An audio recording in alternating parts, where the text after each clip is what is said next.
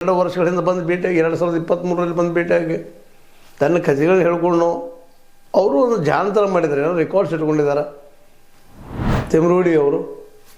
ಅದೇ ಕಾಲಕ್ಕೆ ನಿರ್ಮಲಾನಂದ ಸ್ವಾಮೀಜಿ ಅವ್ರಿಗೂ ಭೇಟಿಯಾಗಿ ಒಬ್ಬ ಒಕ್ಕಲಿಗ ಹೆಣ್ಮಗಳು ಬೇರೆ ಹುಡುಗಿ ಮೇಲೆ ಇಂಥ ಅತ್ಯಾಚಾರ ಆಗಿದೆ, ಅವರು ಪ್ರಶ್ನೆ ಮಾಡ್ದಂತೇಳಿ ನಂತರ ಮಾಡಲಿಲ್ಲ ಅನ್ನುವಂಥ ಮಾತು ಬೇರೆ. ಆದರೂ ಸಹಿತ ಡಾಕ್ಯುಮೆಂಟ್ ಎವಿಡೆನ್ಸ್ ಕೊಟ್ಟರು. ನಂತರದಲ್ಲಿ ಇಲ್ಲಿ ಬಂದು ತಿಮ್ರೋಡಿ ಹತ್ರನೂ ಹೇಳಿದರು, ಇವರಪ್ಪ ಇದಕ್ಕೆಲ್ಲ ಹಿಡಿಯುವಂಥ ಕಾರಣ, ವಿಶೇಷವಾಗಿ ಸೌಜನ್ಯ ಕೊಲೆ ಇವರಿಂದ ಆಗ್ಯದಪ್ಪ ಅನ್ನುವಂಥದ್ದು, ಇವರ ಮುಚ್ಚಳಿಕೆ ಹೇಳಿದ್ರಲ್ಲ ಅನ್ನುವಂಥ ಮಾತುಗಳನ್ನು ಮಾತಾಡಿದಂಥ ವ್ಯಕ್ತಿ.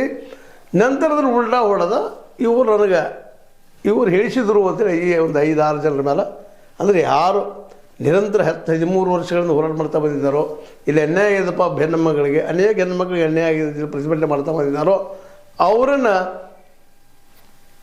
ಏನಪ್ಪ ಅಂತ ತೋರಿಸ್ಕೊಂಡು, ಇಲ್ಲ ಇವರು ನನಗೆ ಹೇಳಂದ್ರು ನಾನು ಹೇಳಿದ್ದೀನಿ ಅನ್ನುವಂಥ ಮಾತು ಒಳ್ಳೆಯದ. ಈಗ ಮತ್ತೆ ಹೊರಗೆ ಬಂದ ಮೇಲೆ ಇವರಿಂದ ನನಗೆ ಜೀವಕ್ಕೆ ಅಪಾಯ ಅದ ಅಂದಾಗ ಸಹಜವಾಗಿ ಜಯಂತಿ ಇದ್ದಂದ್ರೆ ಮತ್ತೆ ಅವ್ರೊಂದು ಕಂಪ್ಲೇಂಟ್ ಕೊಟ್ಟ. ಇದು ಮೇಲಿನವರ ನಾವು ಯಾರು ತನಿಖೆ ಮಾಡೋದು ಹೇಳ್ತಿದ್ರು, ಅವರಿದ್ದವರು ಇವನನ್ನು ಹೊಡೆದು ನಮ್ಮ ಮೇಲೆ ಹಾಕೋ ಸಾಧ್ಯತೆಗಳಿದ್ದಾವೆ, ನಮ್ಮನ್ನ ಅಪರಾಧಿ ಮಾಡುವಂಥ ಸ್ಥಾನಕ್ಕೆ ನಿಲ್ಲಿಸುವಂಥ ಸಾಧ್ಯತೆಗಳಿದ್ದಾವೆ. ಅದಕ್ಕೆ ಈ ವಿಷಯದಲ್ಲಿ ಅವ್ನು ಗನ್ ಮ್ಯಾನ್ ಒಂದ್ಬಿಟ್ಟು 2 ಕೊಡ್ರಿ, ರಕ್ಷಣೆ ಕೊಡ್ರಿ. ನಾವು ಅವಿದ್ದಂಥವ್ರು ನಾವಂತೂ ಕೊಲ್ಲುವಂಥ ಇತಿಹಾಸ ನಮ್ಗೆ ಇಲ್ಲವೇ ಇಲ್ಲ. ಒಂದು 2ನೇ ಮಗದ್ರ ಅವಶ್ಯಕತೆಯೂ ಇಲ್ಲ.